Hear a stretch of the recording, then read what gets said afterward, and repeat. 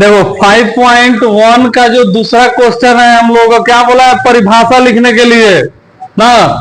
तभी हम लोग 3 को लिखे हैं। सबसे पहले समांतर रेखाएं को तो हम लोग लिखे वैसी रेखाएं जो बिल्कुल एक दूसरे के आमने सामने है ना, एक दूसरे के आमने सामने और एक दूसरे से कभी भी प्रतिच्छेद ना हो, यानी कि कभी भी नहीं मिले, तो उसे हम लोग कौन सा रेखा कहेंगे?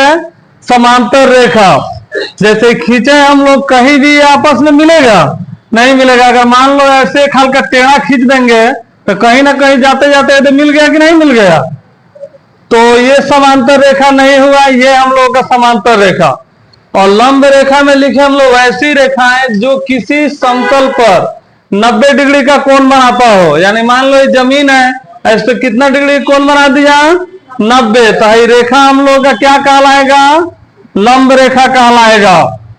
और रेखा खंड हम लोग किसको कहते हैं? किसी भी रेखा का खंड या टुकड़ा को हम लोग रेखा खंड कहते हैं। जैसे ए वो पहले से रेखा था ए बी, यहां से इसको टुकड़ा कर दिए, सी मिल गया, तो कई गो हम लोग का रेखा खंड मिला?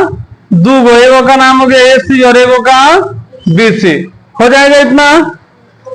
देखो चौथा नंबर में है वृत्त की त्रिज्या। त्रिज्या यानी किसको कहते हैं? किसी भी वृत्त के केंद्र से उसके किनारे तक की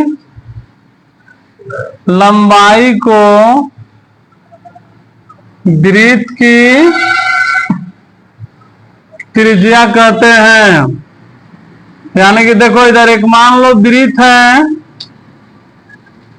इसका केंद्र ये है, तो यहां से लेके कहीं भी इसको खींच देंगे किनारा तक, तो क्या कहलाएगा? त्रिज्या। उसके बाद 5वां नंबर में है वर्ग। तो वर्ग का तो परिभाषा तुम लोग जानता है सब ना। 4 रेखाओं से घिरी आकृति जिसका चारों कोण तथा चारों भुजाएं बराबर हो, उसे वर्ग कहते हैं। जैसे एगो भुजा अगर 10 का है तो बाकी के तीनों भी कितना का होगा? 10 का ही होगा, चारों आपस में बराबर। चलो